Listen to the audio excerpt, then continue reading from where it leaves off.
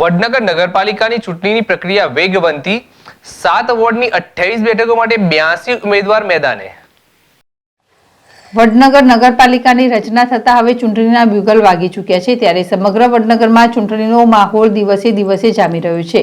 રાજકીય પક્ષો પણ પોતાના ઉમેદવારોને જીતાડવા કામે લાગ્યા છે, ત્યારે વડનગરના કુલ 7 વોર્ડ માટે 82 ઉમેદવારોએ ચૂંટણી જંગમાં ઝંપલાવ્યું છે। ચૂંટણીના મેદાનમાં ઉતરી અત્યાર સુધી કુલ 82 લોકોએ ઉમેદવારી પત્રો ભર્યા છે।